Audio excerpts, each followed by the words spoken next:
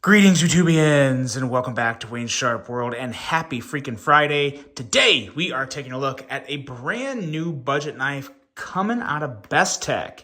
And we're just going to tear right into it now and see what we got here. I obviously already know. Not the first time I've unboxed this, so I already have my full thoughts. But what we have here is the Bestech GLOK. I'm not going to say it because I don't know if that would trigger something on the platform I'm bringing this video to you and get me in trouble. So GLOK, you can read that out loud to yourself, but this is coming out of Bestech, and it's quite a unique one.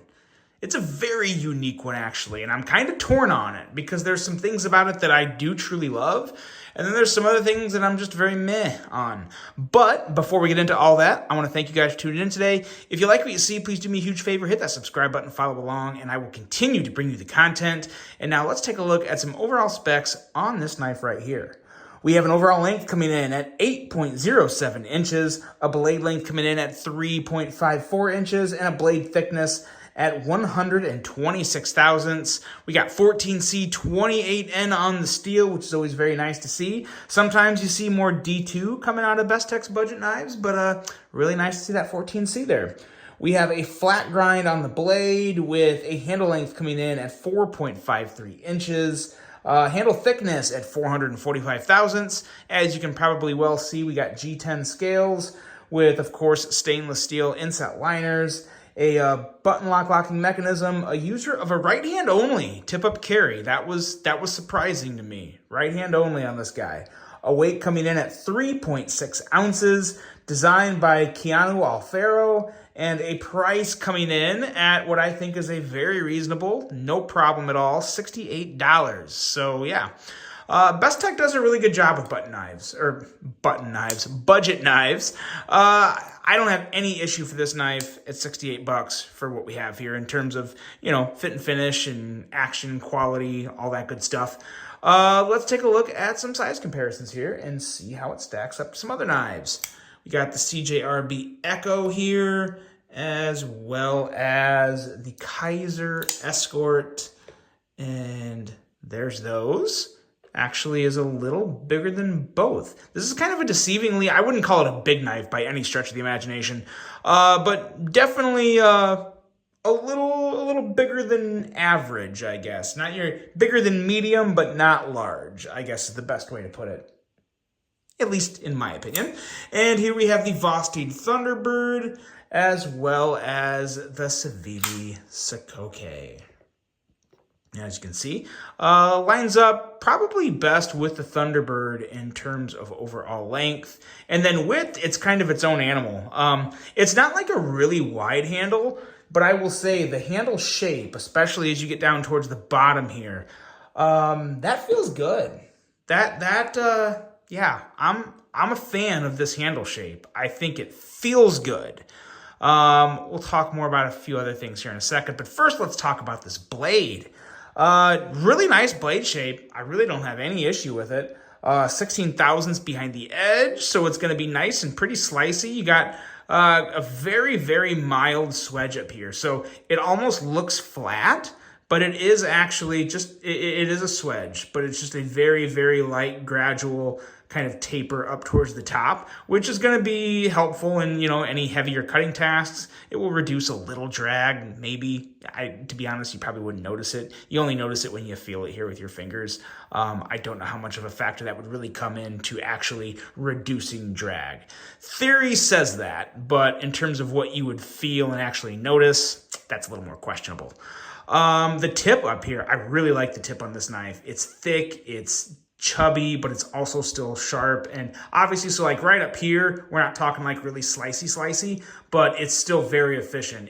So your 16 thousandths is down here, obviously. And then it gets a little thicker up here. We actually may still be in the teens. So overall, it's a really good edge all throughout the knife. Your sliciest parts are right down here. And then up here is kind of the business area of it where you got that extra thickness and robustness. And it looks like the camera's not really doing it justice there. You can't really see how fine of a point that comes down to. But a nice tip on this knife overall. Very nice, strong tip. And I think would work very well for EDC. And of course, you got some nice jimping back here. And I will say though, the placement of this thumb disc on the blade is probably what I like most about this design. Because personally, myself, I love thumb discs. I don't think they're on knives enough. Now, I do like thumb studs better. Don't get me wrong. If I had to pick one, I would go with thumb studs. But I think thumb discs get a bad rap. They're really pretty easy to deploy. Now, this one particularly is very different from other thumb discs. As you can see, it's very wide. It's wider than the handle. Which isn't ideal in one other kind of, not problem, but one other little thing about this knife. And we'll talk about it now. It's not really an action thing. So if I go to middle finger, or let's say I go to flick this, so my natural positioning of my hand to flick this blade out, my finger's up here, right? Because you just kind of base it on there.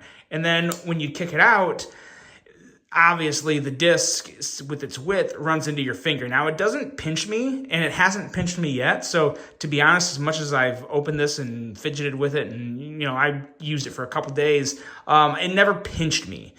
So I don't think that's a concern. I don't think it would pinch you, but you feel it. And depending on where you have your finger, it could inhibit the opening of the knife.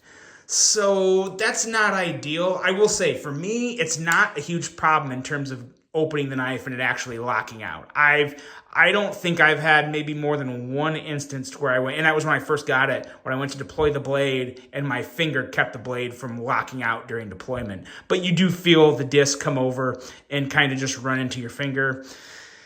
It's not really ideal. Obviously, it's not, I would prefer it not do that. But I also get why they made this so wide, because with it being so wide, it's very easy to kick that blade out, and it makes a thumb disc a lot easier for someone to use. Maybe someone that wouldn't be a big fan of thumb disc but really like this design. So it's kind of a balancing act, I guess. You put a thumb stud on it, and you got to make it as user-friendly as possible. And I think they did a really good job. I wish it was a little more narrow. Either make this a little more narrow or make the handle maybe a little thicker.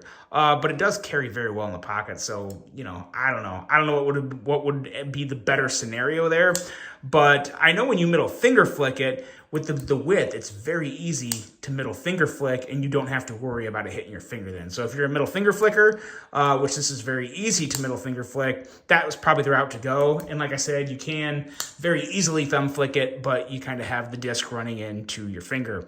Now, what I love about this disc is the placement. It is like absolute perfect placement. And it's very well thought out. It's completely behind the cutting path, so you don't have to worry about that being in the way of any of your cutting path whatsoever. And when you have it in hand, it also works as a very nice platform here to put your thumb, which is really good.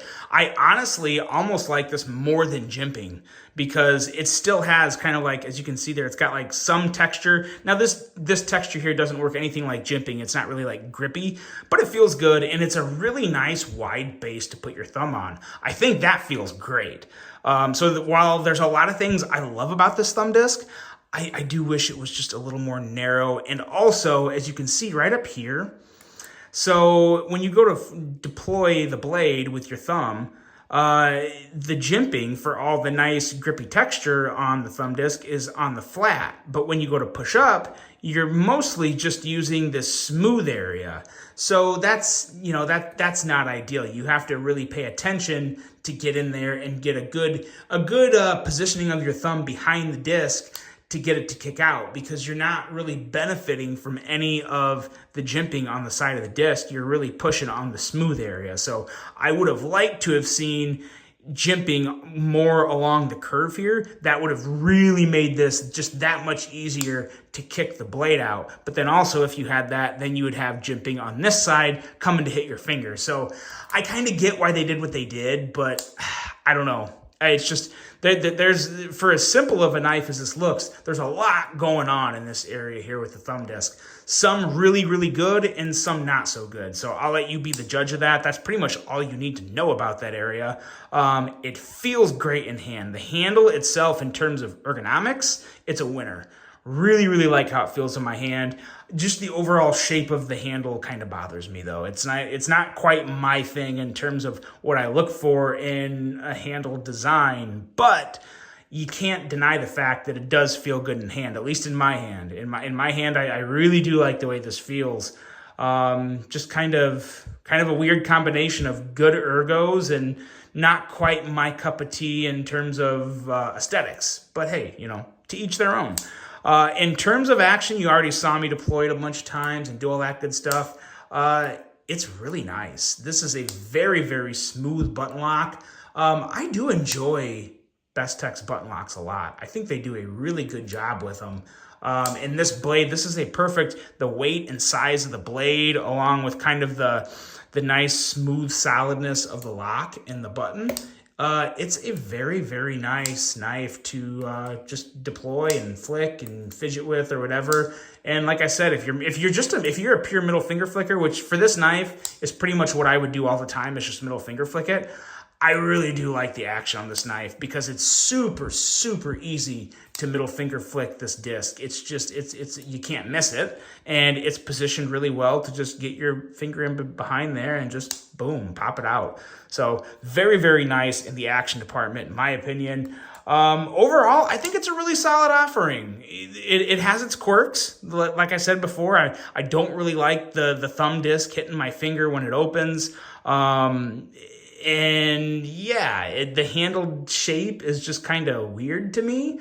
But I really like the blade. I really like the action. I really like the ergos. So yeah, it's kind of an oddity, but parts of it just really work together. So you guys tell me, what do you think of this? This is a pretty different design, but yeah, I can't say I hate it. Can't say I love it, but I definitely don't hate it. It's a solid offering. It's a very solid offering. So let me know what you guys think of this one. Very, very interested to hear that on this.